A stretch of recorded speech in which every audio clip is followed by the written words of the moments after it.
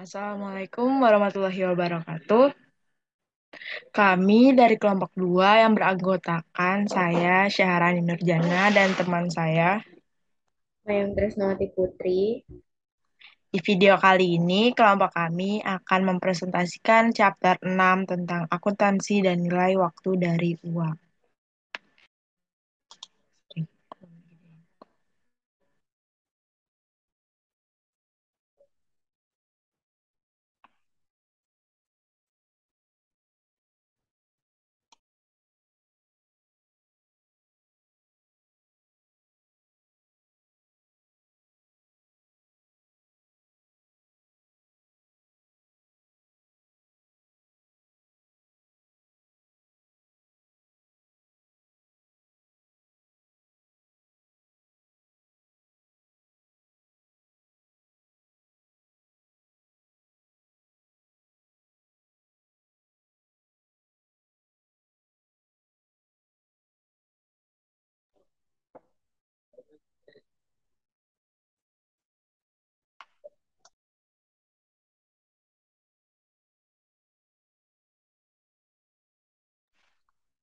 Di sini terdapat konsep dasar nilai waktu dari uang.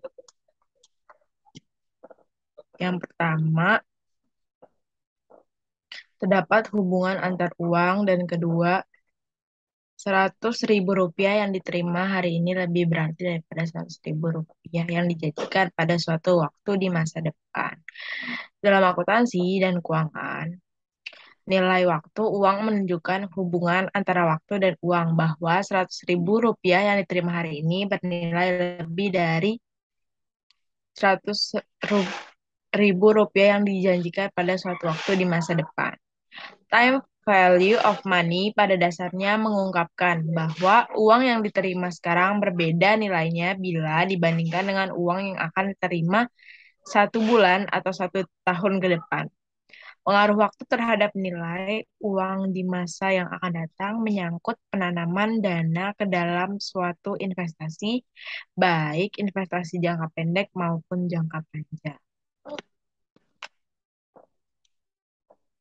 Selanjutnya terdapat aplikasi dari konsep nilai waktu.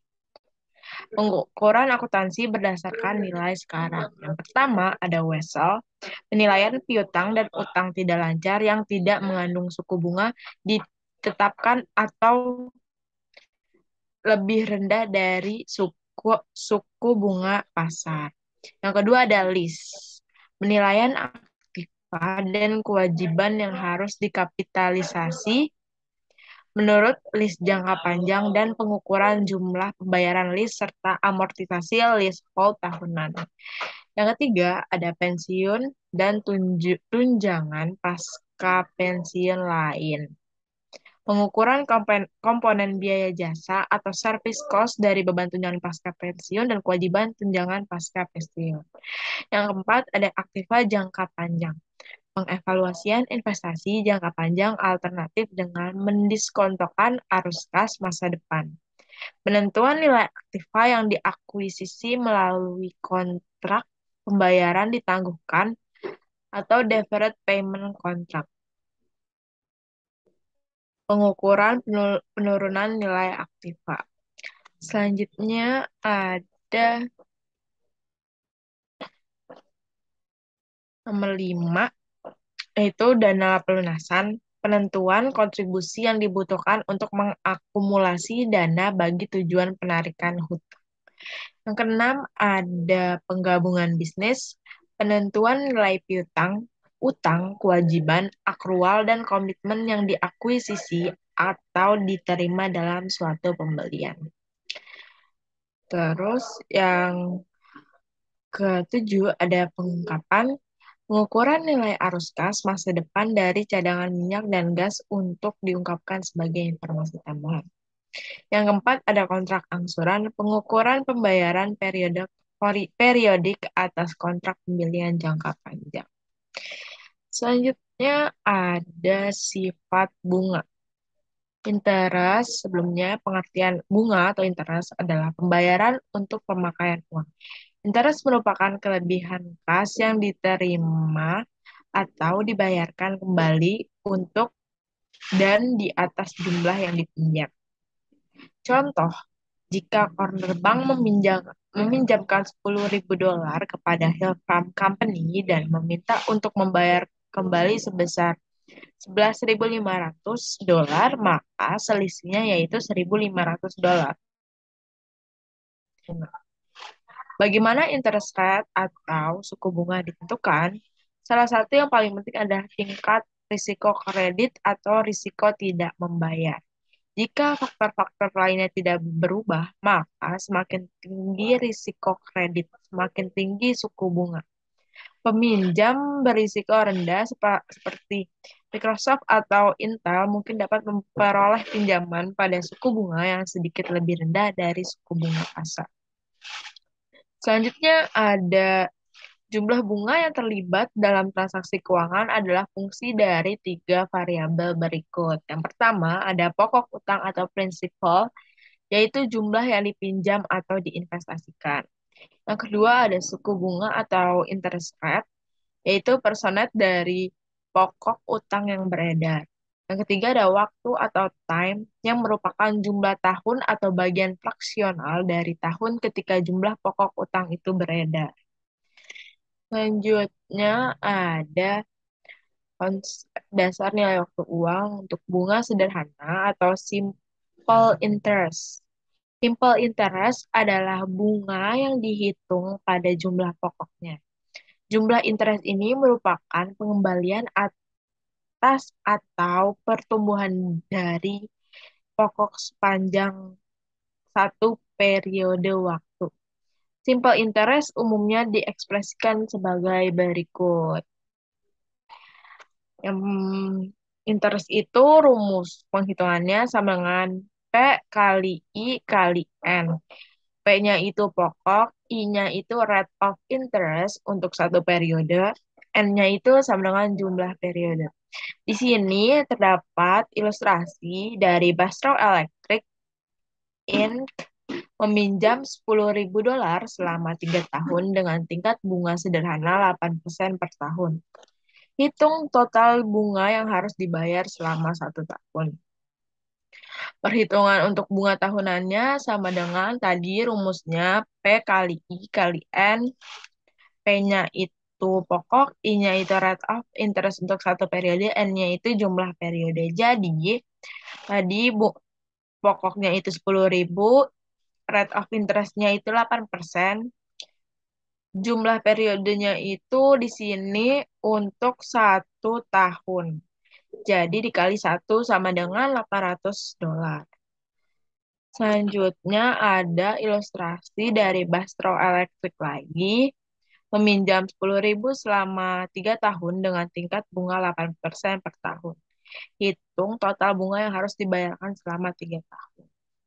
Sama rumusnya tadi, jadi perhitungannya total bunga sama dengan P kali I kali N. Pokoknya itu 10.000, interest rate-nya 8%, N jumlah periodenya itu untuk 3 tahun, jadi 10.000 dikali 8% kali 3 sama dengan $2.400. Selanjutnya ada contoh ilustrasi lagi dari Barstow Electric Inc. meminjam 10.000 selama 3 bulan dengan tingkat bunga sederhana 8% per tahun. Bunganya dihitung sebagai berikut. Nah, ini untuk tahun parsial, penghitungan bunganya itu sama kayak sebelumnya, P kali I kali N, pokoknya 10.000, interest rate-nya 8%, dan jumlah periodenya untuk 3 bulan per 12. Untuk tiga bulan dalam 1 tahun. Jadi, perhitungannya $10.000 dikali 8% dikali 3 per 12 sama dengan $200. Selanjutnya terdapat bunga majemuk atau compound interest. Compound interest dihitung atas pokok dan atas setiap interest dihasilkan, tetapi belum dibayarkan atau ditarik. Compound interest merupakan pengambilan atas atau pertumbuhan dari pokok selama 2 periode atau lebih. Pemajemukan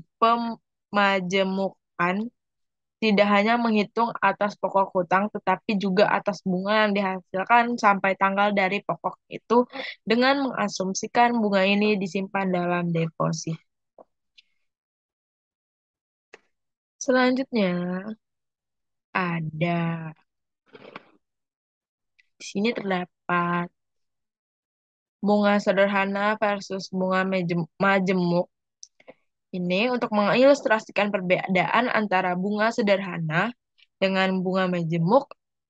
Di sini ada perusahaan Vasquez Company menyetorkan 10.000 pada Las National Bank yang akan membayar bunga sebesar 9% per tahun dan Vasquez Company mendepositokan 10.000 lagi pada First State Bank yang akan membayar bunga majemuk sebesar 9% per tahun yang dimajemukkan secara tahunan. Juga mengasumsikan bahwa dalam kedua kasus itu, Vasquez Company tidak akan menarik setiap bunga sampai 3 tahun sejak tanggal deposito dilakukan. Dari ilustrasi di sini, bahwa simple interest menggunakan pokok awal sebagai 10.000 dolar dalam menghitung interest untuk ketiga tahun. Sedangkan compound interest menggunakan akumulasi saldo atau pokok ditambah interest sampai tanggal itu pada setiap akhir tahun untuk menghitung interest pada tahun berikutnya. Hal ini menjelaskan mengapa saldo akun compound interest lebih besar, jadi investor lebih memilih compound interest ketimbang simple interest. Compound interest adalah perhitungan bunga yang biasa diterapkan dalam situasi bisnis, terutama dalam perekonomian, di mana sejumlah besar aktiva jangka panjang digunakan untuk tujuan produktif dan dibeli dengan periode waktu pembayaran yang panjang. Selanjutnya ada tabel bunga majemuk. Yang pertama ada tabel 61, yaitu tabel nilai masa depan dari 1. Berisi jumlah sebesar 1 yang akan terakumulasi jika didepositokan sekarang pada suku bunga tertentu dan disimpan sepanjang periode tertentu. Selanjutnya ada tabel 6-2 di buku. Itu tabel nilai sekarang dari 1. Berisi jumlah nilai yang harus didepositkan sekarang pada suku bunga tertentu agar sama dengan 1 pada akhir dari sejumlah periode tertentu. Selanjutnya ada tabel 6-3, yaitu tabel nilai masa depan dari anuitas biasa sebesar 1, berisi jumlah di mana sewa periodik sebesar 1 akan terakumulasi jika pembayaran atau sewa tersebut diinvestasikan pada akhir setiap periode pada suku bunga tertentu sepanjang periode tertentu. Selanjutnya ada tabel 6-4, tabel nilai sekarang dari anuitas biasa sebesar 1. Salah. Harusnya tabel 6-5. Tabel sekarang dari anuitas jatuh tempo sebesar 1 berisi nilai-nilai yang harus didepositokan sekarang pada suku bunga tertentu agar bisa ditarik sebesar 1 pada awal interval periode reguler sepanjang jumlah periode tertentu. Untuk mencari jumlah periode sama dengan jumlah tahun dikali jumlah per tahun, terus mencari periode majemuk tingkat bunga sama dengan tingkat tahunan dibagi dengan jumlah periode majemuk per tahun. Selanjutnya ada di sini feature value of at compound interest. Di sini ada tabel ilustrasi mengilustrasikan format umum dari isi-isi tabel tersebut. Ilustrasi ini menunjukkan banyak pokok ditambah bunga 1 dolar terakumulasi pada akhir setiap 5 periode pada 3 suku bunga majemuk yang berbeda.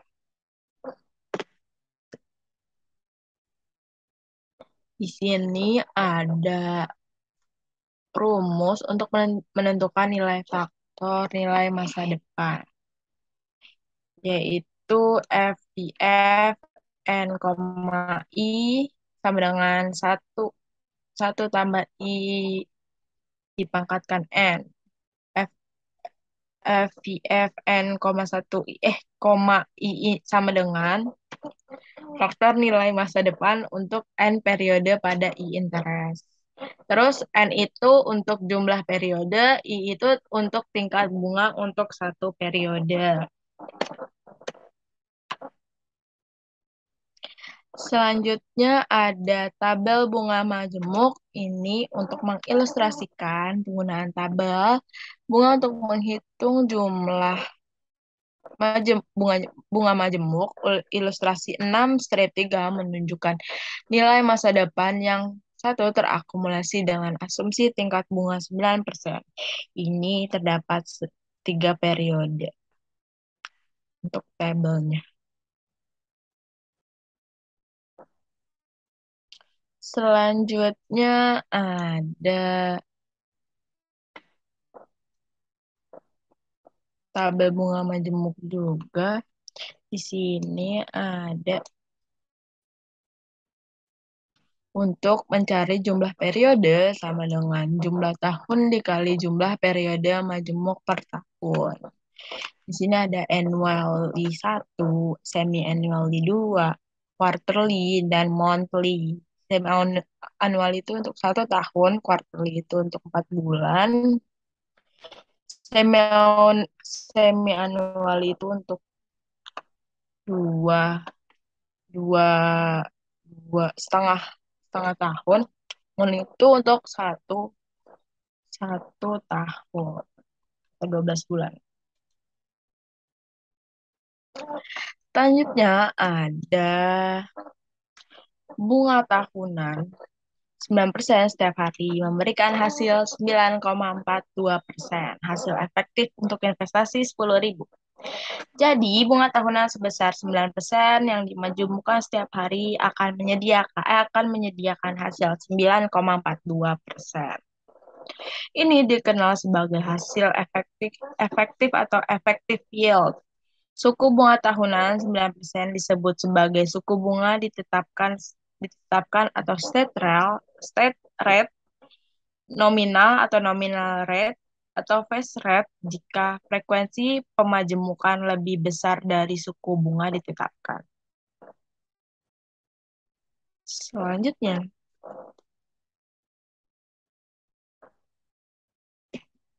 masih ada. Selanjutnya ada variabel fundamental. Yang pertama ada tingkat bunga, yang kedua ada jumlah waktu periode, yang ketiga ada nilai masa depan, yang keempat ada nilai saat ini. Tuh. Ini terdapat ilustrasinya. Selanjutnya ada masalah jumlah tunggal. Secara umum dapat dikategorikan menjadi 2 kategori berikut. Yang pertama ada menghitung future value yang tidak diketahui dari jumlah uang tunggal tertentu yang diinvestasikan sekarang sepanjang jumlah periode tertentu pada interest tertentu. Yang kedua, ada menghitung present value yang tidak diketahui dari jumlah uang tunggal tertentu di masa depan yang didiskontokan sepanjang sejumlah periode tertentu pada interest tertentu. Selanjutnya ada menganalisis informasi yang disediakan. Pertama, jika itu merupakan masalah nilai future value, maka semua arus kas harus diakumulasi ke suatu titik di future value. Yang kedua ada jika itu merupakan masalah present value, maka semua arus kas harus didiskontokan dari masa depan ke masa kini. Selanjutnya ada future value of single sum atau nilai masa depan dari jumlah tunggal. Itu rumusnya future value sama dengan PV FPF N, I. FP itu, FI itu nilai masa depan, PV itu nilai sekarang, present value atau present value yang atau jumlah pokok atau tunggal. FI, FN, I itu sama dengan faktor nilai masa depan untuk N periode pada I intervals. Selanjutnya ada ilustrasi berapa nilai Brugger Co. ingin menentukan nilai masa depan sebesar 50.000 euro yang diinvestasikan selama 5 tahun secara majmuk setiap tahun pada tingkat bunga 11%. Terus berapa nilai masa depannya untuk untuk dimajemukkan secara tahunan pada suku bunga 11%.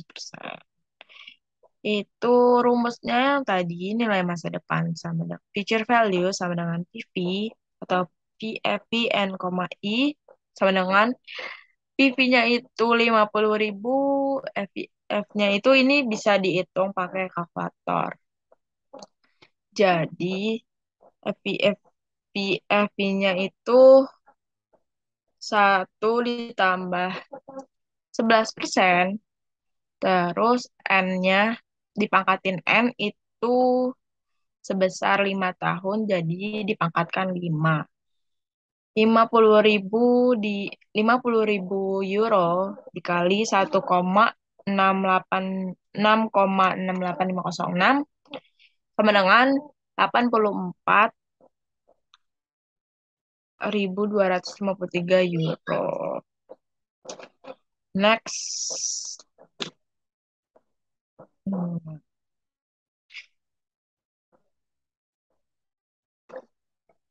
Terus di sini tabel apa yang digunakan untuk menghitungnya? Selanjutnya itu kita pakai tabel 6 strip 1 feature value of 1 untuk I-nya 11%, N-nya 5 itu kita cari di sini interest rate-nya 11% untuk untuk 5 tahun. Di sini 1, 2, 3, 4, 5. Jadi nilai nilai saat ini itu 50.000 dikali ini tabel yang ada di tabel 6 strip 1 faktornya 1,68506. Jadi nilai masa depannya sebesar 84.253. Tuh. Selanjutnya ada ilustrasi Shanghai Electric Power disimpan 250 juta di rekening escrow dengan Industrial dan Commercial Bank of China pada awal 2015 sebagai komitmen terhadap pembangkit listrik yang akan selesai 31 Desember 2018. Berapa banyak yang akan disimpan perusahaan pada akhir 4 tahun jika 10% dimajemukkan setiap setengah tahun? Di sini PV-nya ada 250 juta, interest rate-nya 5% untuk periode untuk 8 periode. Jadi penghitungannya itu I-nya 5%, N-nya 8. Jadi penghitungannya tadi 250 juta nilai saat ini dikali faktornya pakai tabel 6 strip 1. I-nya itu 5%. Untuk periode 8. Jadi faktornya 1,47746.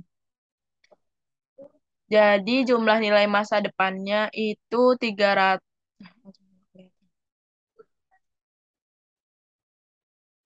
Nilai masa depannya itu 369.365.000.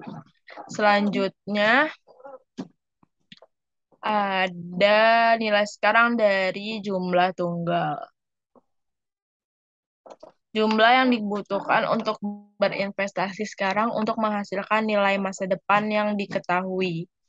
Rumusnya untuk menentukan faktor nilai sekarang untuk satu itu PVF N,1 sama dengan satu dibagi satu tambah I pangkat N. PVN, satunya sama dengan faktor nilai sekarang untuk N periode di interest. N-nya itu jumlah periode, I-nya itu tingkat bunga untuk satu periode. Di sini dengan asumsi tingkat bunga 9%, nilai sekarang dari satu yang didiskon untuk tiga periode yang berbeda adalah seperti yang ditentukan pada ilustrasi 6 strip 10. Di sini terdapat diskon periodenya ada tiga periode.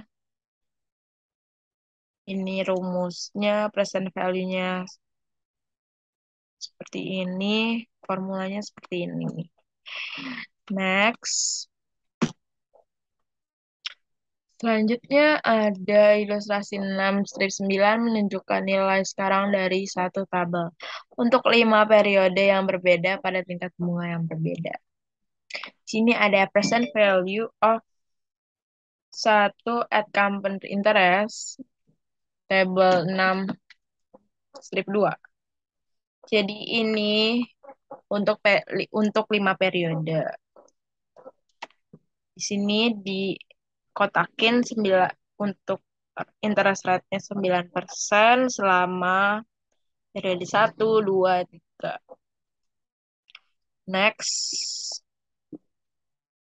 Dapat jumlah yang dibutuhkan untuk berinvestasi sekarang untuk menghasilkan nilai masa depan yang diketahui. Itu rumusnya PV sama dengan FV PV dalam kurung PVF N,1 dalam kurung atau PV dan PVF N,1 sama dengan 1 dibagi 1 tambah I dikuadratin N.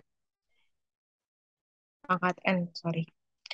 Future value-nya sama dengan nilai masa depan, PV-nya nilai sekarang, PV F N, I-nya faktor nilai sekarang untuk N periode di I interest. Ini ada ilustrasi. Berapa nilai sekarang dari 84.253 euro yang akan diterima atau dibayarkan dalam 5 tahun yang didiskon sebesar 11% dimajemukan setiap tahun. Di sini tadi mencari present value-nya berapa? Ini future value-nya sama dengan PVF N,1 84,253 dimasukin PV 5,11%-nya sebesar 1 dibagi 1 tambah 11% dipangkatin 5 sama dengan 84,253 dikali nilai yang tadi itu sebesar 50.000 euro. Selanjutnya ada ilustrasi lagi berapa nilai sekarang dari tabel apa yang digunain untuk mencarinya. Selanjutnya I-nya tadi kan 11%. Ini 11% untuk periode kelima. Jadi 1, 2, 3, 4, 5. Nih di sini 5, 9, 3, 4, 5. 5,9, 3, 4, 5.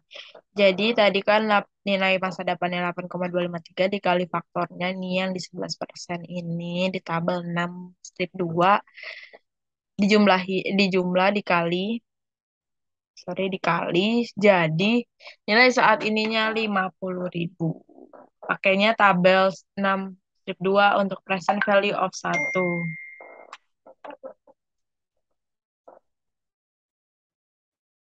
Selanjutnya ada ilustrasi lagi.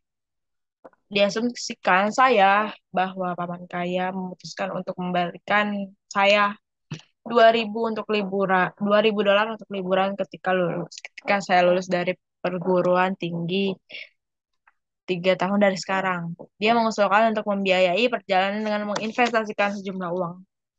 sekarang dengan bunga majemuk 8% yang akan memberi saya 2.000 dolar setelah kelulusan saya. Satu-satunya syarat adalah saya lulus dan saya memberitahu dia beberapa banyak yang harus diinvestasikan sekarang. Cari present value-nya, I-nya 8%, tadi bunga majemuknya 8%, future value-nya 2.000, and periodenya 3 tahun dari sekarang. Tabel apa yang digunakan? Itu tabel 6 strip 2, present value of 1. Tadi interest rate-nya 8% untuk 3 tahun atau 3 periode. 1, 2, 3. Jadi nilai masa depannya tadi 2.000 dikali faktor ini 8% untuk 3 periode. Jadi nilai saat ininya 1.587,6. Selanjutnya ada menyelesaikan untuk yang tidak diketahui lainnya. Contoh perhitungan jumlah periode. Desa Somonau ingin mengumpulkan 70.000 untuk pembangunan monumen veteran di alun-alun kota pada awal tahun berjalan. Desa itu mendepositokan 47.811 dolar dalam dana peringatan yang menghasilkan 10% bunga majemuk setiap tahun. Berapa tahun yang diperlukan untuk mengumpulkan 70.000 dolar dalam dana peringatan? PV-nya itu tadi nih 47.811.000. Interest rate-nya 10%, feature value-nya 70.000. Berapa tahun yang diperlukannya itu yang dicari. Next. Itu selanjutnya nih caranya contoh perhitungan jumlah periode dengan menggunakan faktor nilai masa depan. Di sini dulu deh, feature value approach. Rumusnya itu masukin rumusnya tadi feature value-nya 70.000, 4 PV present value-nya itu 47.811.000. Dimasukkan VFV-nya N,10%. Jadi 70.000 dipindah ruas dibagi 47.811.000 sama dengan 1000 deh, sorry. 1.406.46410 dan menggunakan faktor nilai masa depan 1,46446 gimana sih 46410. Lihat tabel 6 strip 1 dan baca kolom 10% untuk menemukan faktor tersebut dalam baris.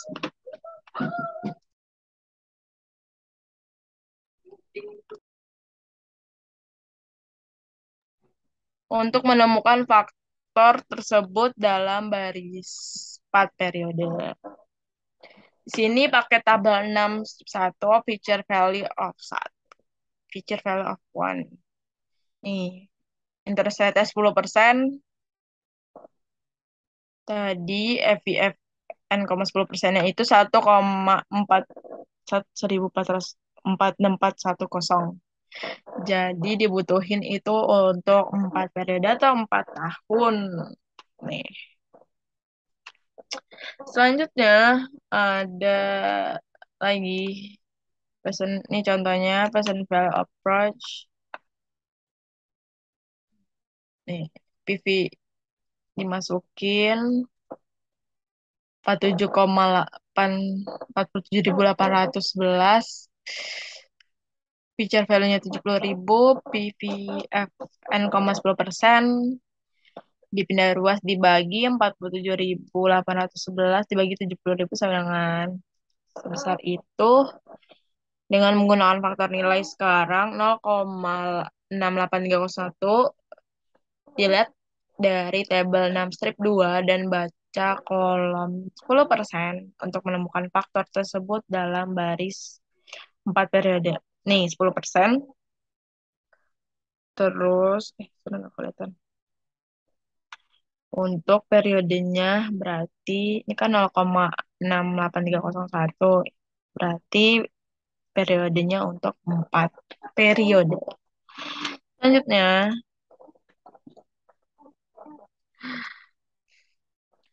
contoh perhitungan suku bunga.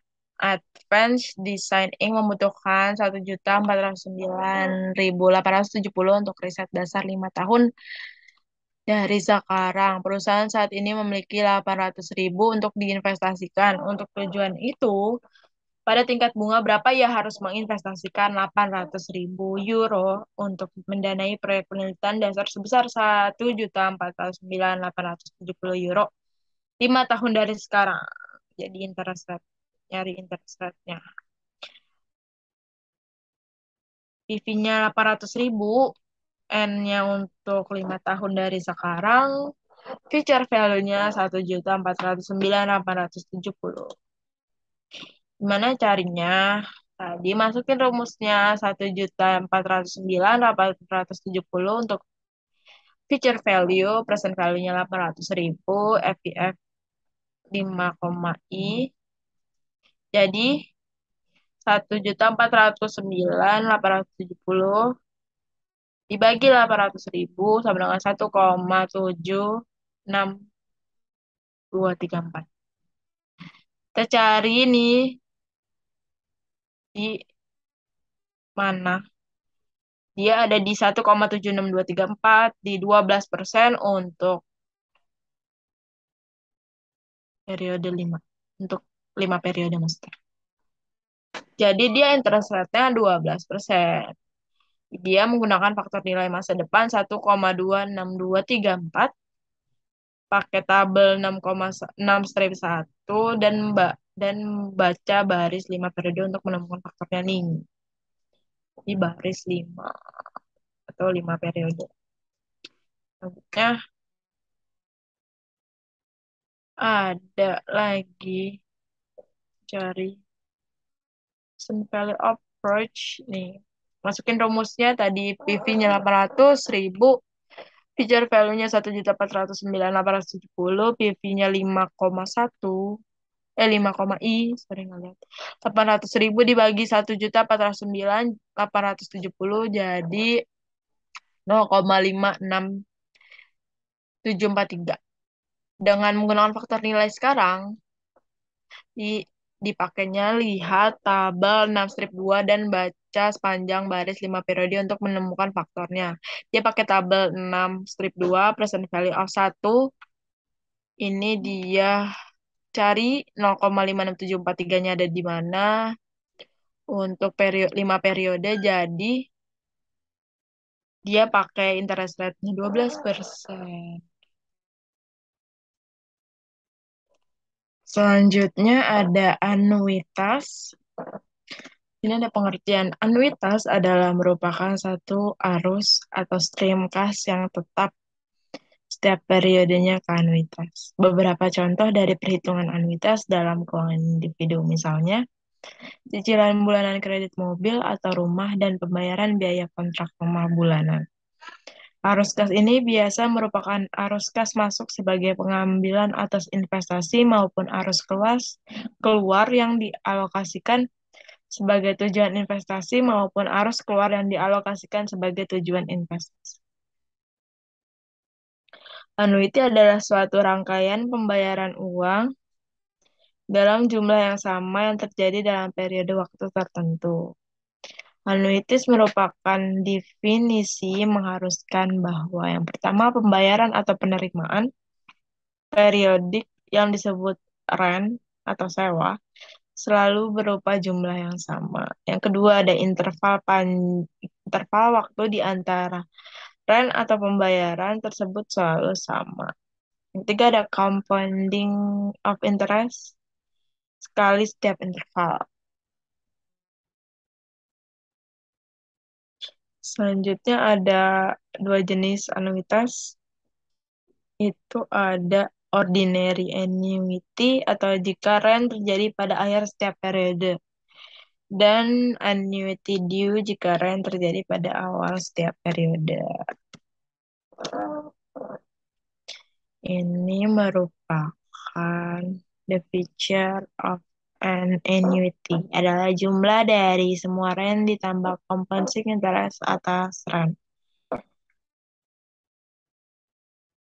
Itu untuk feature and annuity nilai masa depan anuitas biasa.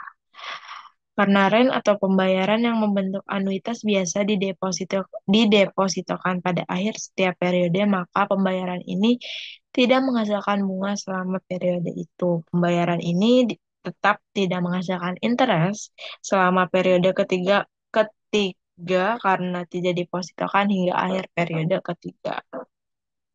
Setiap kali feature of an ordinary annuity dihitung, jumlah pemajemukan akan selalu lebih kecil dari jumlah pembayaran sewa atau rent.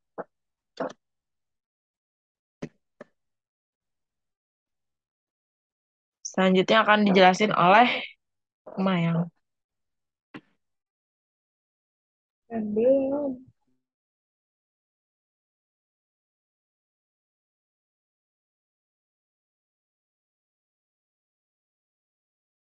Dan,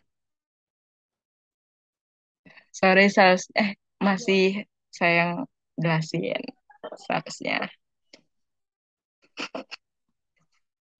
Di sini terdapat ilustrasi. Asumsikan bahwa $1 didepositokan pada akhir setiap 5 tahun atau anuitas biasa dan menghasilkan 12% bunga majemuk setiap tahun. Ilustrasi 6, strip 17 menunjukkan perhitungan nilai masa depan menggunakan tabel nilai masa depan 1. Tabel 6, strip 1 untuk masing-masing dari 5 sewa $1. Ini merupakan end of period in which $1 is to be invested. Ini value at end of 5 tahun. Ini persennya total feature value of an ordinary annuity of $1 for 5 periods at 12%. Jadi jumlahnya sebesar 6.635.285. Next. Selanjutnya ada feature value of an ordinary annuity of 1 except from table 6 strip 3. Ini ada periodenya, interest itunya ada 10%, 11%, sama 12%. Periodenya selama 5 tahun. Perhatikan bahwa faktor tabel anuitas ini sama dengan jumlah nilai masa depan dari satu faktor yang ditunjukkan pada ilustrasi 6 strip 17. Next. Selanjutnya Selanjutnya di sini ada nilai masa depan dari anuitas biasa. Nah, rumusnya itu ada R dikali FVF OA N, I. Di mana R-nya itu sewa periodiknya dan untuk FVF OA-nya itu rumusnya itu 1 ditambah I pangkat N dikurang 1 per I, di mana N-nya itu periode dan I-nya itu bunga. Next.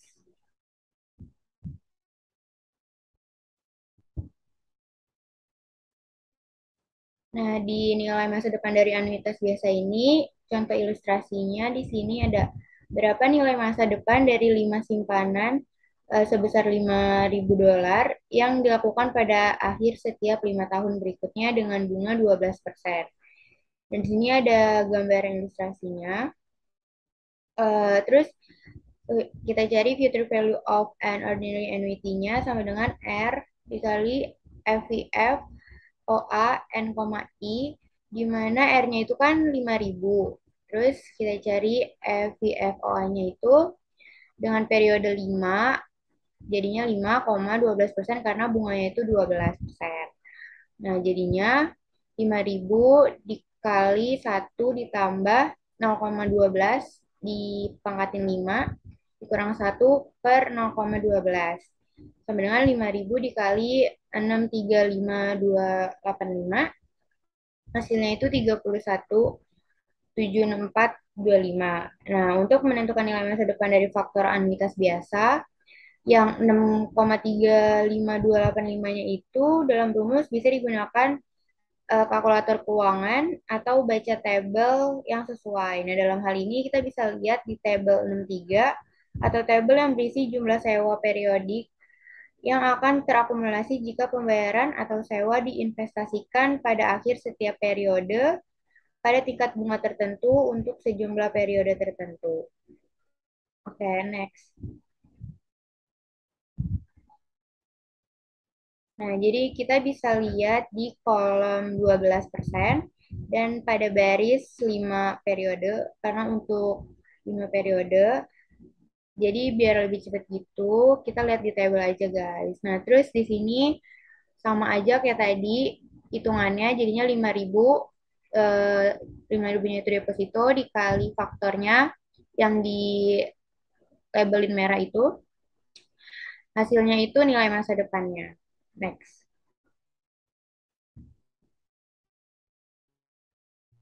Nah, selanjutnya ada ilustrasi yang lain. Di sini ada Gomez akan menyetor 30.000 dolar dalam 12% fund pada setiap akhir tahun selama 8 tahun mulai tanggal 31 Desember 2014. Berapa jumlah dana yang akan ada segera setelah setoran berakhir? Nah, kita lihat di tabel 63 berikut. Di next dulu, Ren. Nah, di sini kita lihat di kolom 12% dan di baris 5 untuk di 8, sorry di 12% terus di periode 8 karena untuk 8 periode dan hasilnya itu faktornya ada 12,29969. Jadi yang tadi kita setorkan sebesar 30.000 dikali oleh faktor yang ada di tabel 63 ini dan hasilnya itu nilai masa depannya yaitu sebesar 368,99 991 dolar. Next.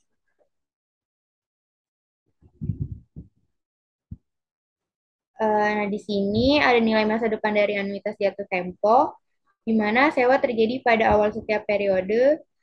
Terus bunga akan terakumulasi selama periode pertama. Anuitas jatuh tempo juga memiliki satu periode bunga lebih dari anuitas biasa. Dan faktornya itu sama dengan kalikan nilai masa depan dari faktor anuitas biasa dengan satu ditambah tingkat bunga. Next.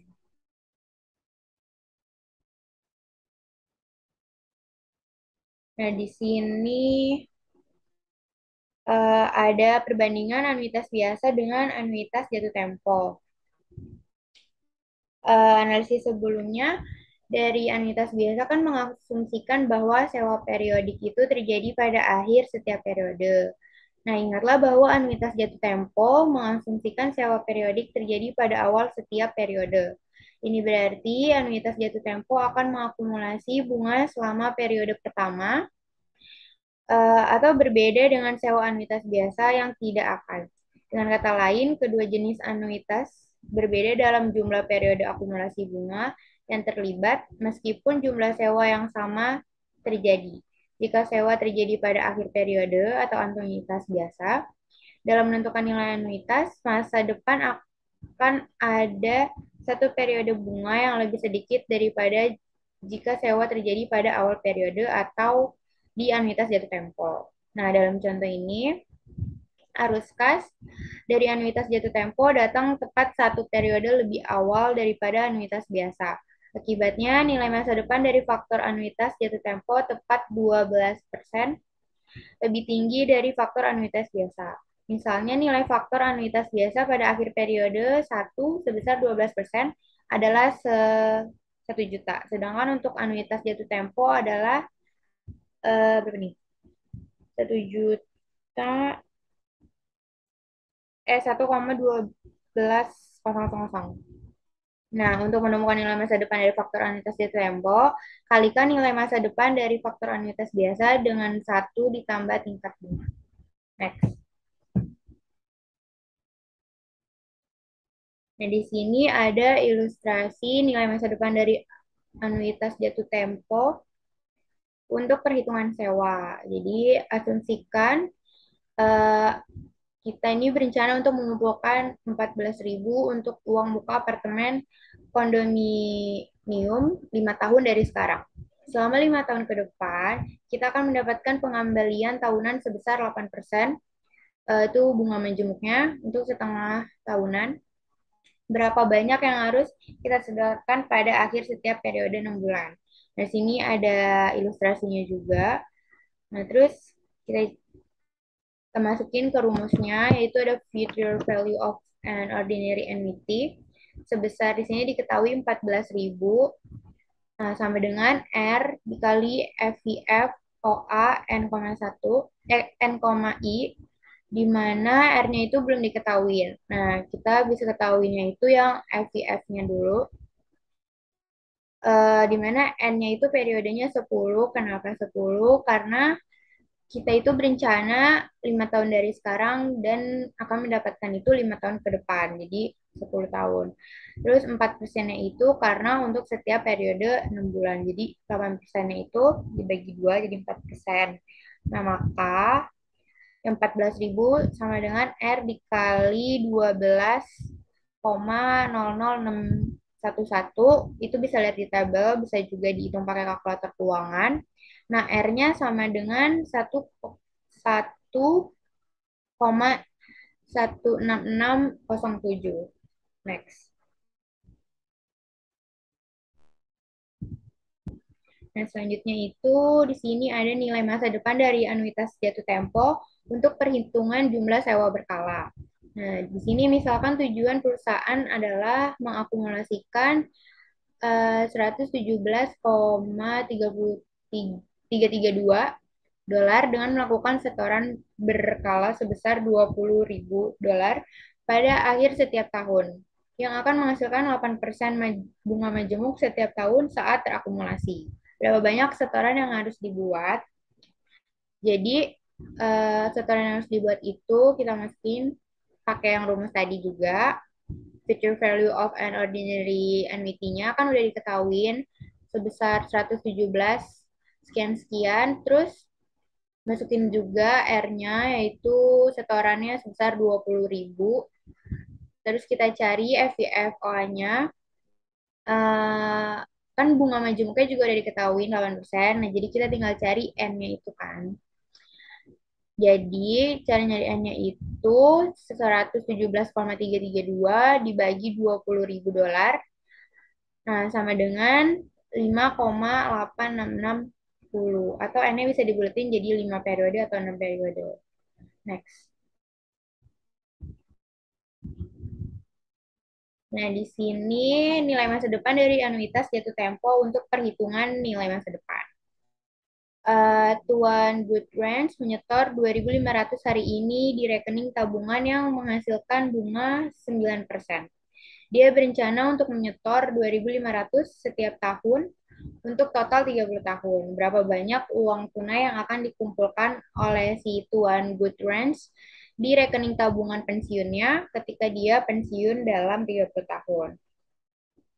Nah, jadi di sini yang pertama itu ada future value of an ordinary annuity of one for 30 periods at 9%, pakai rumus yang sebelum-sebelumnya dan didapatkan angka sebesar 136,3754. Lalu faktornya itu didapat dari 1 ditambah 0,9, jadinya 1,09. Nah, jadi yang future value-nya itu dikali sama faktor, dan hasilnya itu sama dengan future value of an annuity due of 1 for 30 periods at 9% sebesar 148,57522, lalu dikali lagi oleh periodic rent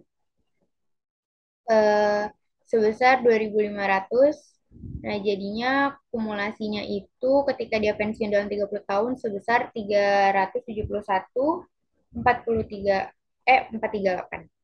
Next.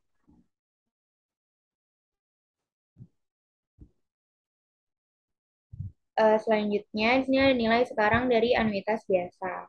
Nah, nilai sekarang dari anuitas adalah jumlah tunggal yang jika diinvestasikan dengan bunga majemuk sekarang, akan memberikan anuitas atau serangkaian penarikan untuk sejumlah periode mendatang pada akhir periode. Nilai sekarang dari anuitas biasa adalah nilai sekarang dari serangkaian sewa yang sama, yang akan ditarik pada interval yang sama pada akhir periode. Salah satu pendekatan untuk menemukan nilai sekarang dari anuitas menentukan nilai sekarang dari masing-masing sewa dalam seri dan kemudian menjumlahkan nilai sekarang masing-masing. Misalnya kita dapat melihat anuitas sebesar $1 yang akan diterima pada akhir masing-masing dari 5 periode. Sebagai jumlah yang terpisah, kemudian kita menghitung setiap nilai sekarang menggunakan tabel nilai sekarang. Next.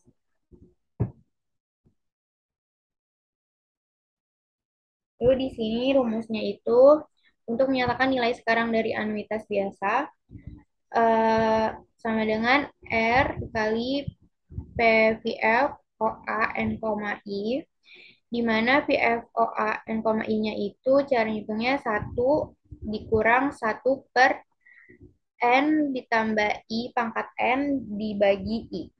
Di mana R-nya itu periodic rent atau sewanya, terus PFV-nya itu present value of an ordinary annuity of one, N-nya itu periodnya, dan I-nya itu bunganya. Next.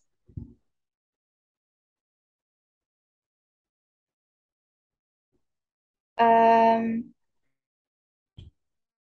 di sini juga ada ilustrasi dari nilai sekarang dari anuitas biasa. Di sini Jamie Yuan memenangkan $2 juta dalam lotre negara bagian dan dia akan dibayar sebesar 100.000 pada akhir setiap tahun selama 20 tahun ke depan. Berapa banyak yang sebenarnya dia menangkan? Asumsikan tingkat bunga yang sesuai sebesar 8%. Jadi kita menggunakan tabel 6 strip 4 untuk menentukan faktor seperti yang sudah dijelaskan oleh Rani di awal. Jadi tabel 6 strip 4 itu berisi jumlah yang harus disetor sekarang pada tingkat bunga tertentu untuk memungkinkan penarikan satu pada akhir interval periodik reguler untuk jumlah periode tertentu. Nah, di sini karena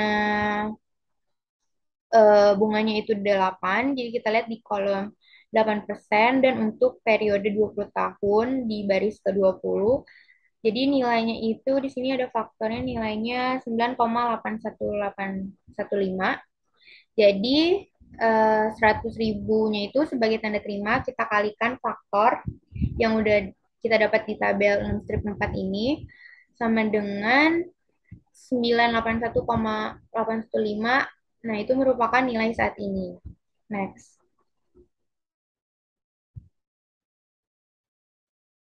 Terus di sini ada uh, nilai sekarang dari anuitas jatuh tempo. Nah, nilai sekarang dari serangkaian jumlah yang sama untuk ditarik atau diterima pada interval yang sama. Itu disebut nilai sekarang dari anuitas jatuh tempo. Terus dia itu sewa periodiknya terjadi pada awal periode. Next run. Nah, di sini ada perbandingan anuitas biasa dengan anuitas jatuh tempo. Nah, tentang nilai sekarang dari anuitas biasa, kita mendiskontokan sewa akhir berdasarkan jumlah periode sewa. Dalam menentukan nilai sekarang dari anuitas jatuh tempo, selalu ada satu periode diskonto yang lebih sedikit. Ilustrasi berikut menunjukkan perbedaan ini. Karena setiap arus kas datang tepat satu periode lebih cepat dalam nilai sekarang dari anuitas jatuh tempo, nilai sekarang dari arus kas tepat 12% lebih tinggi dari nilai sekarang dari anuitas biasa. Jadi, untuk menemukan nilai sekarang dari faktor jatuh tempo anuitas, kalikan nilai sekarang dari faktor anuitas biasa dengan 1 ditambah tingkat bunga, yaitu 1 plus I, untuk menentukan nilai sekarang dari faktor bunga jatuh tempo anuitas selama 5 periode dengan bunga 12%. Ambil nilai sekarang dari anuitas biasa selama 5 periode dengan bunga 12%, atau bisa lihat di tabel jadinya 3,60478 dan kalikan dengan 1,12 untuk mendapatkan nilai sekarang dari suatu anuitas jatuh tempo yaitu 0,03735 yang didapat dari 3,60478 tadi dikali 1,12. Next run. Nah, di sini ada ilustrasinya. Jadi ada Space Odyssey menyewa satelit komunikasi selama 4 tahun dengan pembayaran sewa tahunan sebesar 4,8 juta yang dilakukan setiap awal tahun. Jika tingkat bunga tahunan yang relevan adalah 11%, berapa nilai sekarang dari kewajiban sewa? Jadi yang pertama itu kita cari present value of an ordinary annuity-nya for 4 periods at 11% di tabel 6 strip 4. Nah, kita dapat itu sebesar 3,10245. Lalu yang kedua kita cari faktornya. Nah, faktornya itu 1 plus bunga, yaitu bunganya ini 11%, jadi 1 plus 0,11. Lalu kita kalikan faktor dengan present value of an ordinary annuity-nya. Nah, hasilnya itu merupakan percent value of an annuity due of 1 for 4 periods at 11% sebesar 3,44372. Lalu kita kali dengan periodic depositnya atau sewanya sebesar 4,8 juta. Dan hasilnya itu jadi nilai sekarang dari kewajiban sewanya menjadi 16 juta 529.856. Next.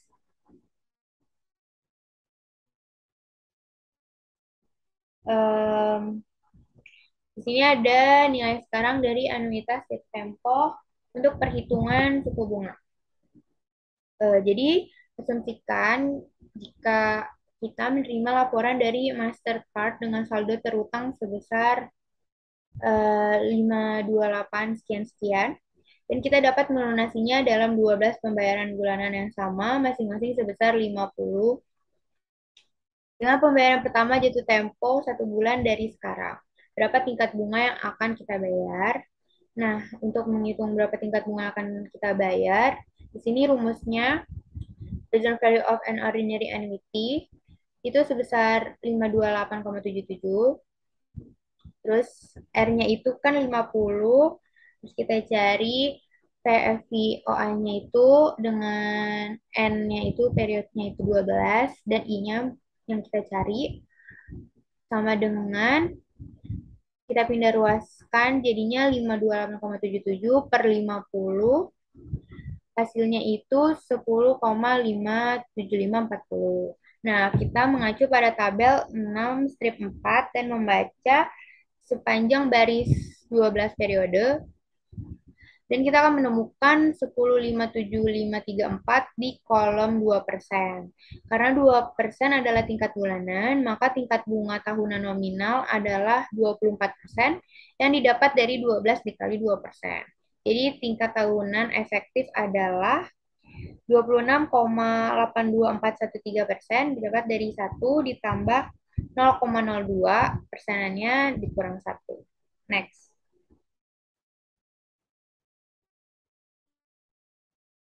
Terus sini ada anuitas yang ditangguhkan. Anuitas ditangguhkan adalah anuitas di mana sewa dimulai setelah sejumlah periode tertentu. Anuitas yang ditangguhkan tidak mulai menghasilkan sewa sampai 2 atau lebih periode setelah berakhir. Misalnya, anuitas biasa 6 sewa tahun dan ditangguhkan 4 tahun. Berarti tidak ada sewa yang akan terjadi selama 4 tahun pertama dan yang pertama dari 6 sewa akan terjadi pada akhir tahun kelima.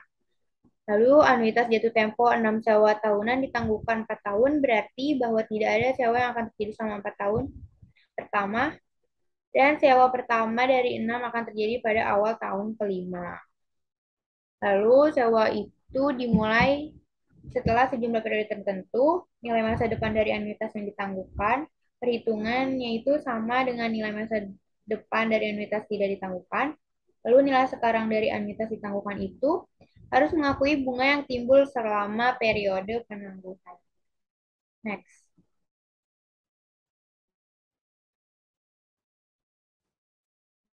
Lalu menghitung nilai masa depan dari anuitas yang ditangguhkan.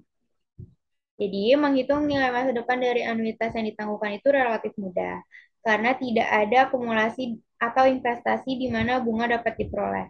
Nilai masa depan dari anuitas yang ditangguhkan adalah sama dengan nilai masa depan dari anuitas yang tidak ditangguhkan. Artinya, menghitung nilai masa depan mengabaikan periode yang ditangguhkan. Tadi kita lihat di sini ilustrasi Sutton Corporation berencana untuk membeli tanah dalam 6 tahun untuk membangun kantor pusat perusahaan yang baru. Sutton menganggarkan deposito sebesar 80.000 yang diharapkan akan menghasilkan 5% per tahun. Hanya pada akhir periode keempat, kelima, dan keenam, berapa nilai masa depan yang akan Sutton kumpulkan pada akhir tahun keenam. Nah, jadi kita ngitungnya itu di sini R itu 80.000 dikali FVF-nya, N-nya itu 3 dan persenan itu 5. Jadi R dikali oleh FVF OA untuk 3,5% didapat sebesar 3,15250. Hasilnya itu 252.200. Next. Lalu di sini ada nilai sekarang anuitas ditangguhkan. Menghitung nilai sekarang dari anuitas yang ditangguhkan harus mengakui bunga yang timbul dari investasi awal selama periode penangguhan. Untuk menghitung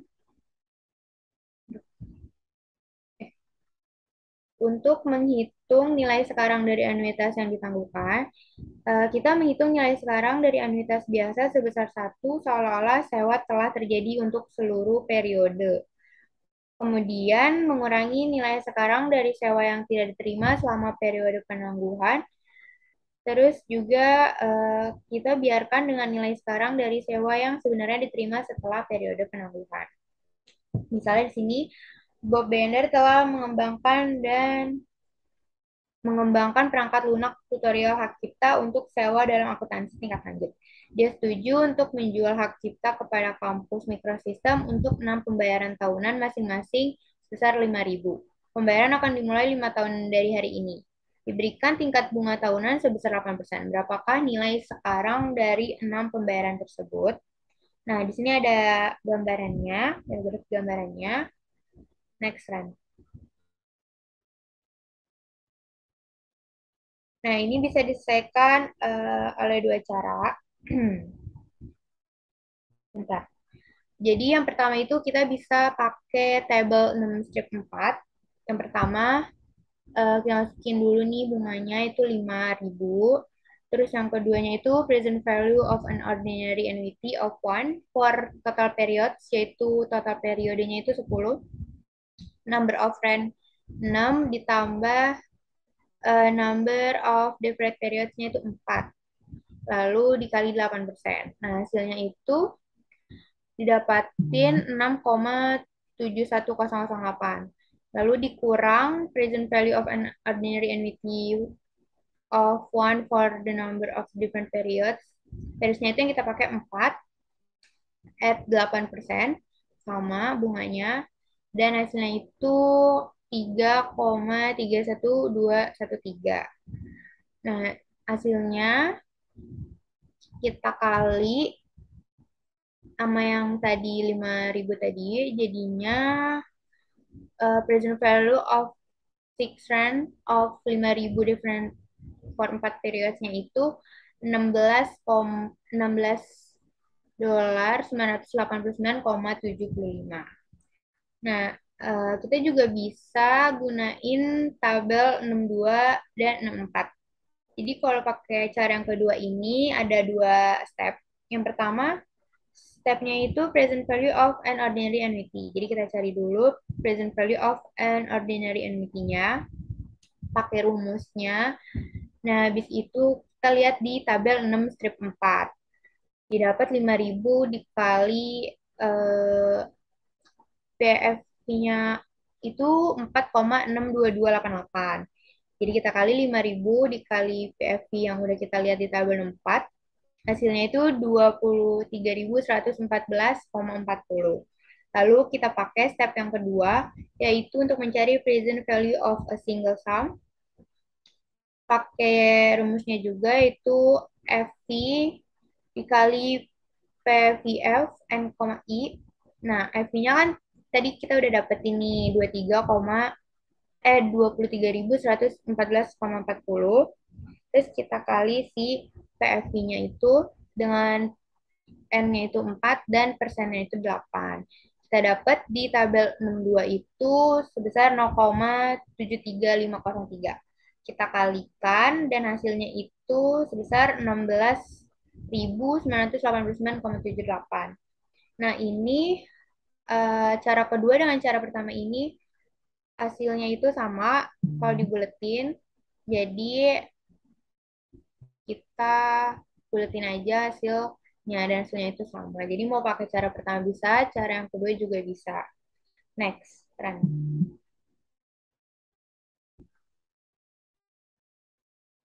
Em, Lalu di sini ada penilaian obligasi jangka panjang. Nah, obligasi jangka panjang menghasilkan dua arus kas.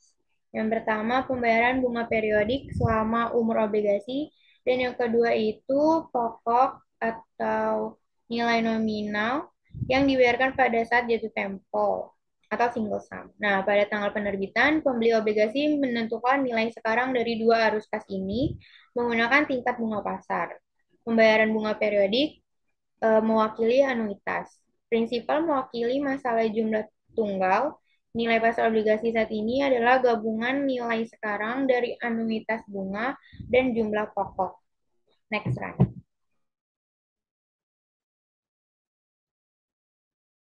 Nah, selanjutnya di sini ada metode bunga efektif amortisasi diskonto atau premi obligasi. Nah, prosedur yang lebih disukai untuk amortisasi diskonto atau premium adalah metode bunga efektif. Di bawah metode bunga efektif itu, yang pertama ada perusahaan yang menerbitkan obligasi terlebih dahulu menghitung beban bunga obligasi dengan mengalihkan nilai tercatat obligasi pada awal periode dengan tingkat bunga efektif. Lalu yang kedua, perusahaan kemudian menentukan diskonto obligasi atau amortisasi premi dengan membandingkan beban bunga obligasi dengan bunga yang harus dibayar. Metode bunga efektif menghasilkan beban bunga periodik yang sama dengan persentase konstan dari nilai tercatat obligasi. Karena persentase yang digunakan adalah tingkat bunga efektif yang dikeluarkan oleh peminjam pada saat penerbitan. Metode bunga efektif menghasilkan biaya yang sesuai dengan pendapatan. Lalu di sini ada contohnya, diketahui PT WOM menerbitkan 2 juta obligasi, 7% yang azan ya, sebentar. Jadi kita lanjutkan. Nah, tadi dijeda karena ada azan. Nah, di sini diketahui Wong menerbitkan 2 juta obligasi, 17% yang jatuh tempo dalam 10 tahun dengan bunga yang dibayarkan pada akhir tahun. Nilai pasar obligasi saat ini itu sebesar 1.865,791. Nah, di sini ada jadwal amortisasi diskon obligasi untuk 5 tahun 7%, 10 tahun 7% yang dijual dengan hasil 8%. Nah, jadi eh, cash interest paid-nya itu di sini ada 140.000 didapat dari yang 2 juta tadi yang diterbitkan dikali 7%. Lalu ada interest expense itu didapat dari benar. Dari ini nilai pasar obligasinya dikali 8%.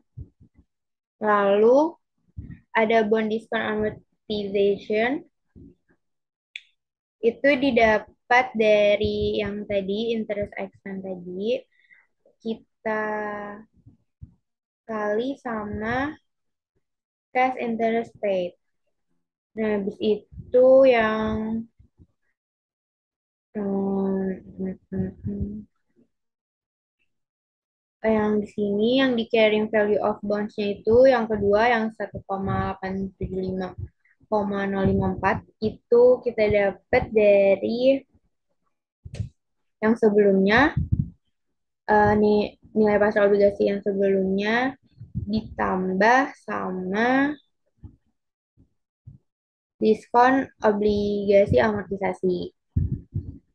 Nah, jadi di sini juga dibuletin semuanya, makanya angkanya jadi kayak gini. Itu terus kayak gitu perhitungannya sampai dia eh,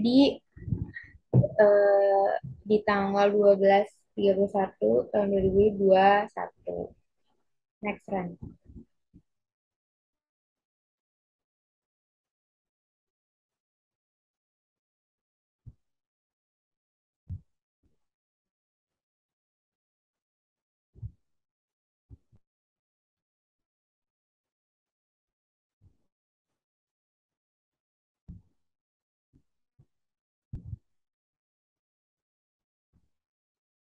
Lalu di sini ada pengukuran nilai sekarang.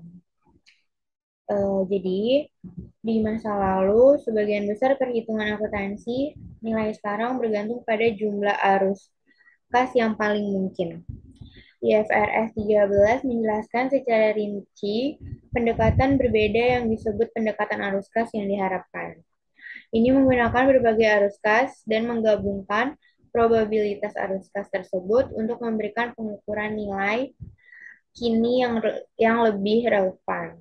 Nah, setelah menentukan arus kas yang diharapkan, perusahaan kemudian harus menggunakan tingkat bunga yang tepat untuk mendiskontokan arus kas. Tingkat bunga yang digunakan untuk tujuan ini memiliki tiga komponen berikut. Yang pertama, ada suku bunga murni,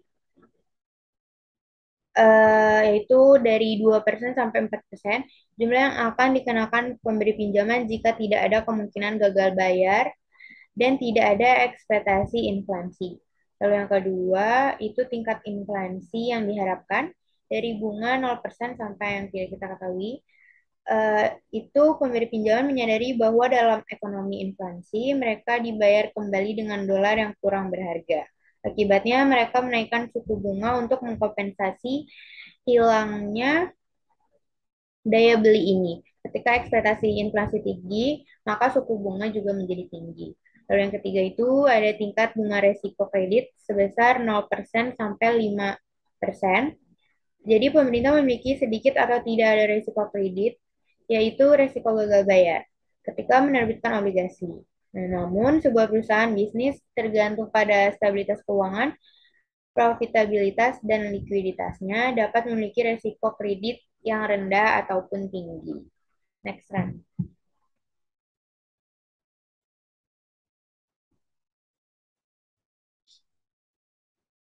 Nah, di sini ada ilustrasi untuk pengukuran nilai sekarang.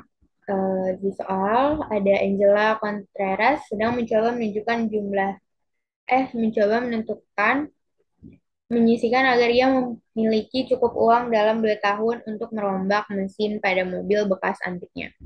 Meskipun ada beberapa ketidakpastian tentang biaya perbaikan mesin dalam 2 tahun, dengan melakukan beberapa penelitian online, Angela telah mengembangkan perkiraan berikut. Jadi di sini ada perkiraannya si Angela. Lalu pertanyaannya, berapa yang harus didepositkan Angela Contreras hari ini ke dalam akun yang menghasilkan 6% dimajemukan setiap tahun sehingga dia akan memiliki cukup uang dalam 2 tahun untuk membayar perbaikan. Next run.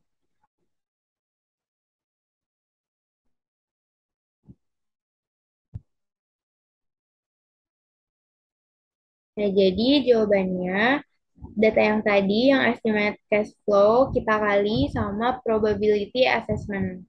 Jadi di sini, dan itu hasilnya itu expect cash flow. Jadi kan di data pertama, estimate cash flow-nya itu 200 dikali 10%, maka jadinya 20. Terus di sini ada 450 dikali 30%, setelah 135, 600 dikali 50%, itu hasilnya 300. Terus ada 750 dikali 10% itu hasilnya 75. Nah, ini kita totalin semua aspek cash flow-nya dan hasilnya itu 530 dikali sama uh, PV factor di mana N-nya itu 2 dan I-nya itu 6, maka didapat faktornya itu 0,89. Nah, jadi present value-nya itu 530 dikali 0,89 hasilnya 471,70. Next run.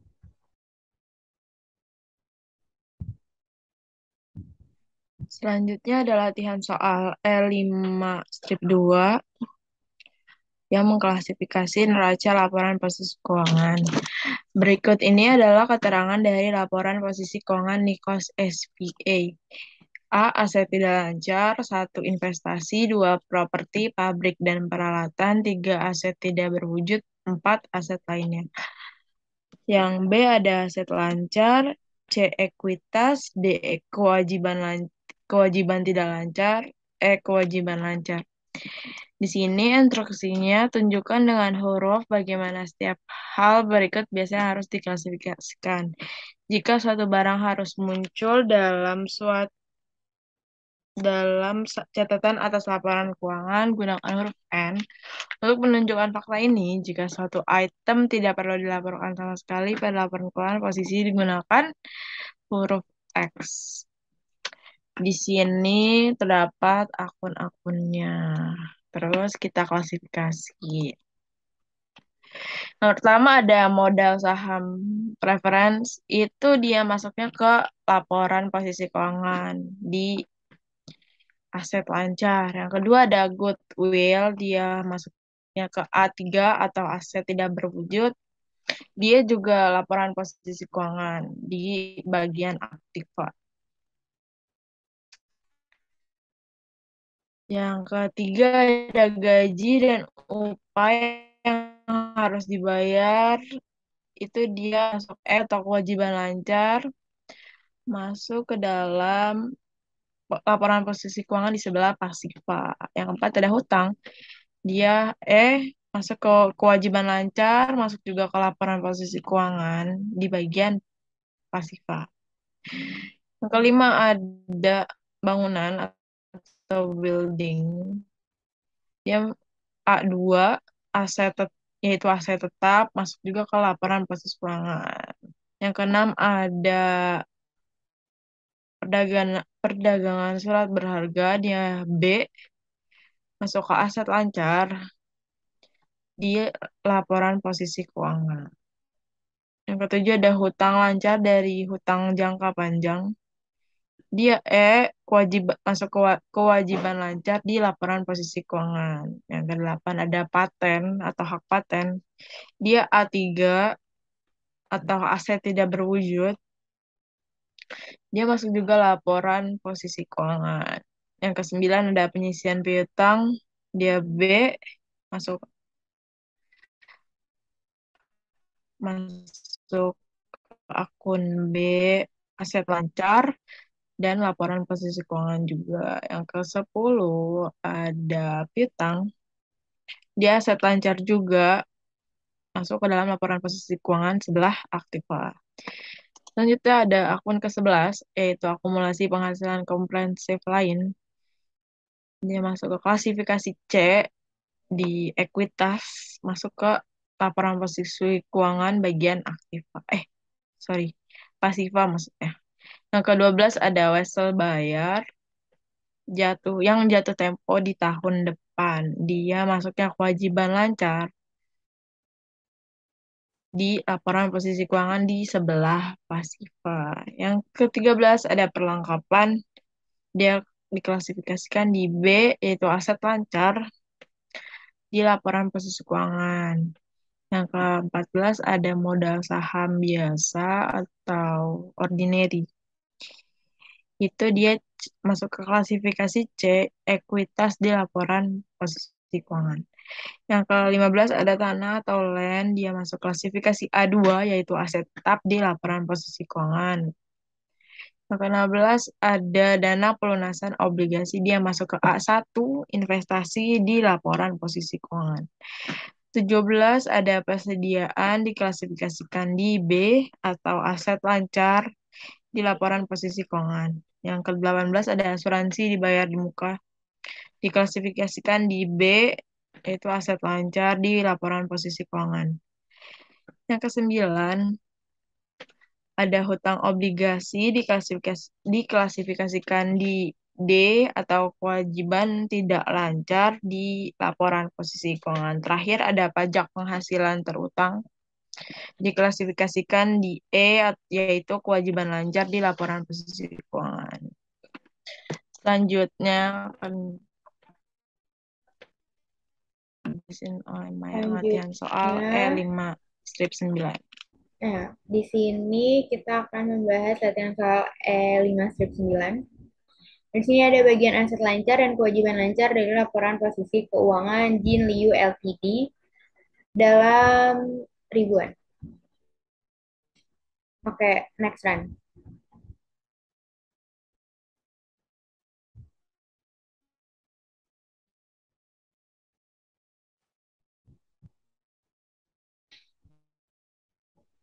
Nah, ternyata setelah diteliti ada kesalahan-kesalahan sebagai berikut dalam akuntansi perusahaan.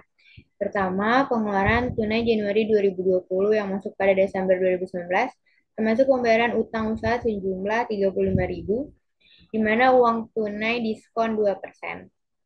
Terus yang kedua, persediaan termasuk 27.000 barang dagangan yang telah diterima pada tanggal 31 Desember, tetapi tidak ada faktur pembelian yang diterima atau dimasukkan.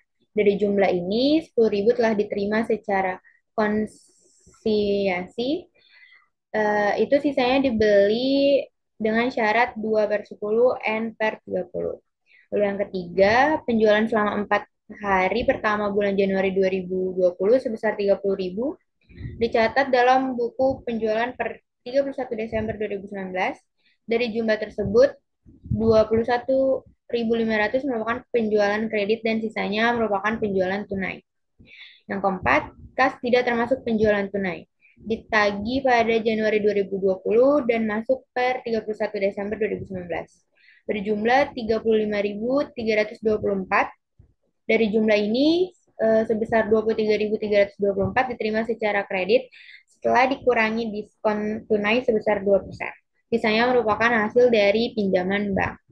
Nah, di instruksinya itu yang pertama kita disuruh menyatakan kembali bagian aset lancar dan kewajiban lancar dari laporan posisi keuangan sesuai dengan praktik akuntansi yang baik. Dan diasumsikan bahwa piutang dan utang usaha dicatat secara bruto. Lalu yang kedua, kita disuruh menyatakan efek bersih dari penyesuaian pada saldo laba ditahan Jin Liu Ltd. Next run.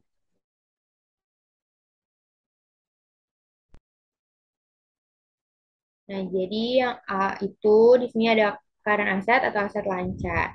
Di aset lancar itu pertama ada inventaris sebesar 161.000. Nah, inventarisnya ini didapat dari inventaris yang tadi di tabel awal sebesar 171.000 dikurang inventory reserve on contingency yang tadi sebesar 10.000 dan di-adjust jadinya itu 161.000.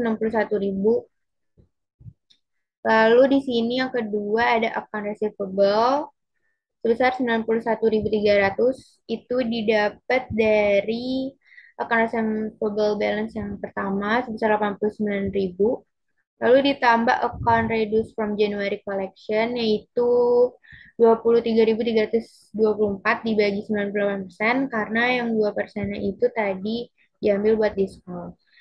Jadi setelah itu 23.800. Habis itu ditambah hasilnya jadi 112.800. Terus ada account receivable in Januari sebesar 21.500. Nah, jadi account receivable-nya itu yang udah di adjust sama dengan 112.800 dikurang 21.500 sama dengan 91.300. Lalu yang ketiga ada prepaid expense sebesar 9.000. Yang keempat ada cash yang didapat dari cash balance-nya itu kan pertama 40.000. Lalu kita tambah cash disbursement after discount, yaitu 35.000 dikali 98%, karena 100% dikurang 2%, hasilnya itu 34.300. Ditambah hasilnya itu menjadi 74.300. Jadi, kayak setelah di adjust itu menjadi, salah belum. Habis itu dikurang, yang tadi 74.300 itu tadi dikurang penjualan di Januari yaitu sebesar 30.000 dikurang 21.500 kan 8.500. Jadi cash collect on account-nya itu 23.324. Pinjaman banknya itu 35.324 dikurang 23.324 sama dengan 12.000. Jadi semuanya cashnya setelah di-adjust menjadi 30.476. Jadi total current asset atau aset lancarnya setelah kita total semua menjadi 284.776.000. Lalu selanjutnya ada current liabilities atau kewajiban lancar. Nah, di kewajiban lancar ini ada notes payable. Notes payable-nya ini didapat dari notes payable balance yang awal sebesar 67.000 dikurang pinjaman bank 12.000, jadinya itu kita dapat 55.000. Lalu current liabilities yang kedua ada account payable. Account payable ini didapat dari account payable balance yang pertama sebesar 61.000. Kita tambah cash disbursement purchase invoice omitted sebesar 27.000 dikurang 10.000, dan habis itu hasilnya account payable-nya setelah di-adjust menjadi 113.000. Lalu yang B, di sini ada adjustment to retain earning balance. Ditambah January sales discount, itu kan 23.324.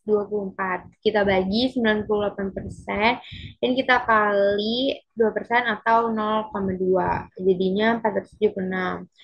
Lalu di Januari, penjualan di Januari itu 30.000.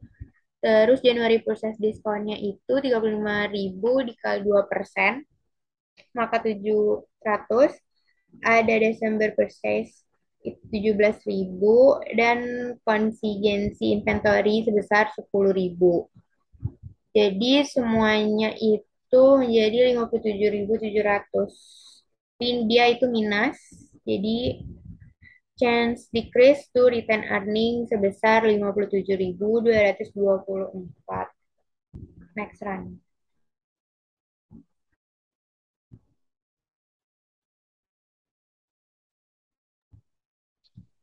Selanjutnya ada latihan soal P5 strip 2. Penyusunan laporan posisi keuangan. Berikut adalah beberapa laporan posisi keuangan Montoya SE untuk tahun berjalan 2019. Sini dia ada goodwill 125.000 euro, hutang pajak 177.591 euro, hutang obligasi 285.000 euro, uang tunai 360.000, tanah 480, pasal lagi 445.700, pasal bayar ke bank 265.000, hutang usaha 490, cari nanti laba ditahannya, piutang pajak penghasilan 97.630, pasal bayar tanpa jaminan, yang merupakan hutang jangka panjang 1.600.000, akumulasi penyusutan peralatan 292.000 euro, persediaan 239.800 euro juga. Selanjutnya ada ini pokoknya akun-akunnya yang disediain. Terus instruksinya, siapkan laporan posisi keuangan diklasifikasikan dalam bentuk yang baik. Modal saham, saham biasa, atau saham ordinary yang disahkan adalah 400.000 saham, dan modal saham, saham preference yang disahkan adalah 20.000 saham. asumsikan bahwa website lagi dan website bayar adalah jangka pendek, kecuali dinyatakan lain. Biaya dan nilai wajah sekuritas yang diperdagangkan adalah sama. Jadi, kita jawab soalnya. Ini laporan posisi keuangannya. Yang tadi semuanya dimasukin ke aset lancar, properti sarana peralatan, hutang lancar, dan hutang jangka panjang. Di sini tadi kan yang diterbit, itu, sorry, 400.000 sama 20.000. Nih, saham preferennya 20.000 itu 10 par yang diterbitkan 15.000, jadi totalnya ada 150.000. Saham biasa satu par 400 lembar, tapi yang diterbitkan hanya 200.000, jadi totalnya ada 200.000. Terus dijumlahin semuanya, yang Viva balance-nya sebesar 405.504.850, dan yang Pasifa totalnya sebesar 4.504.850. Karena dua-duanya balance, jadi ini udah benar untuk laporan posisi keuangan Montoya In per 31 Desember 2010. Next.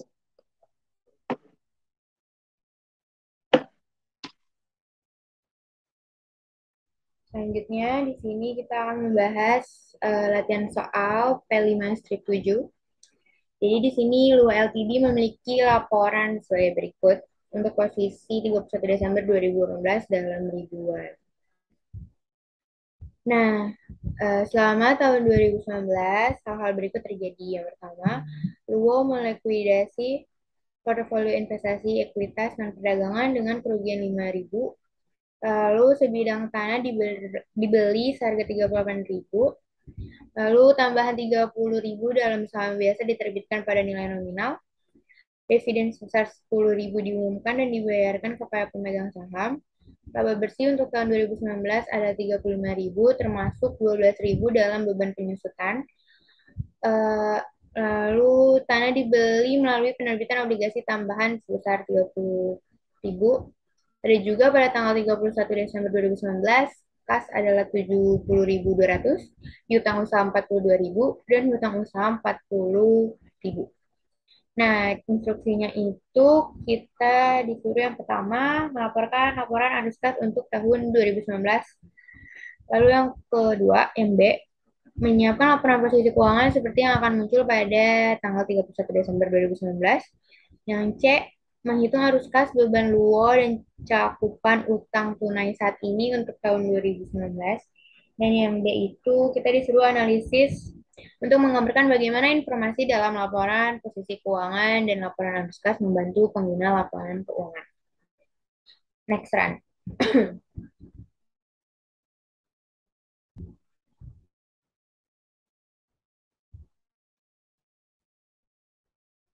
Nih, jadi di sini yang A ada laporan arus kas untuk tahun 2019 untuk untuk Luwo LTD. Di sini ada net income-nya 35.000, lalu ada adjustment to reconcile net income to net cash provided by operating activities. Di situ ada depreciation expense, ada loss on sale of investment, ada juga increase in account payable dan increase in account receivable. Terus ada cash flow from investing activities dan juga ada cash flow from financing activities. Lalu yang B-nya itu di sini juga udah kita siapin laporan posisi keuangan yang akan muncul pada tanggal 31 Desember 2019. Ini ada aset dan equity dan liabilities. Jadi aset dan equity dan liabilities ini udah balance sebesar 289.200.000. Dan di sini ada perhitungannya, di mana plan dan aset didapetin dari 81 dikurang 12.000. Terus di land atau tanah itu 40.000. Ini 108.000 didapetin dari 40.000 ditambah 38.000 ditambah lagi 30.000. Terus di equity dan liabilities ada bonds payable sebesar 71.000 itu didapetin dari 41.000 ditambah 30.000.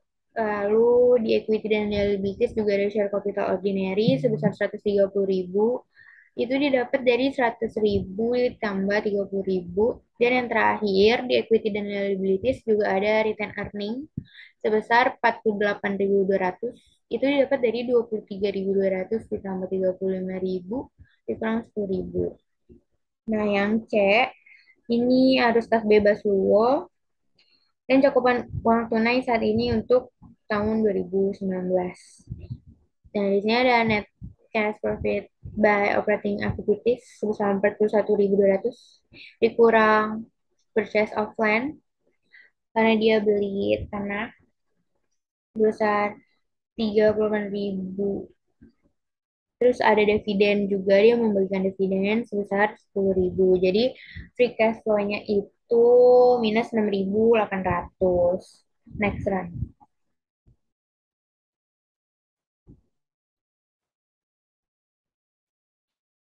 Nah, jadi eh, cakupan uang tunai saat ini adalah 1,18 hingga 1. Didapat dari 41.200 dibagi 35.000. 35.000-nya itu dari mana? Dari 30.000 ditambah 40.000 dibagi 2. Nah, ini menyatakan bahwa posisi likuiditasnya tidak terlalu kuat dan fleksibilitas keuangan secara keseluruhan itu menjadi tegang. Nah, yang D, tadi kan kita disuruh analisis luo untuk menggambarkan bagaimana informasi dalam laporan proses keuangan dan laporan arus kas membantu pengguna laporan keuangan. Jadi, jenis informasi ini berguna untuk menilai jumlah, waktu, dan ketidakpastian arus kas masa depan. Misalnya dengan menunjukkan arus kas dan arus keluar tertentu dari aktivitas operasi, aktivitas investasi, dan aktivitas pendanaan. Pengguna memiliki pemahaman yang lebih baik tentang likuiditas dan fleksibilitas keuangan perusahaan. Demikian pula, laporan ini berguna dalam memberikan umpan balik tentang aliran sumber daya perusahaan.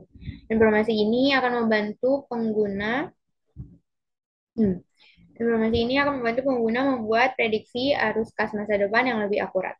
Selain itu, beberapa individu telah menyatakan keprihatinannya tentang kualitas pendapatan karena pengukuran pendapatan tergantung pada sejumlah aktual dan perkiraan yang mungkin agak subjektif.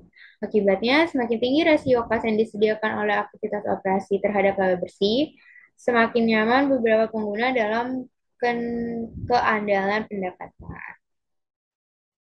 Sekian dari kelompok 2, kurang lebihnya mohon maaf. Wassalamualaikum warahmatullahi wabarakatuh.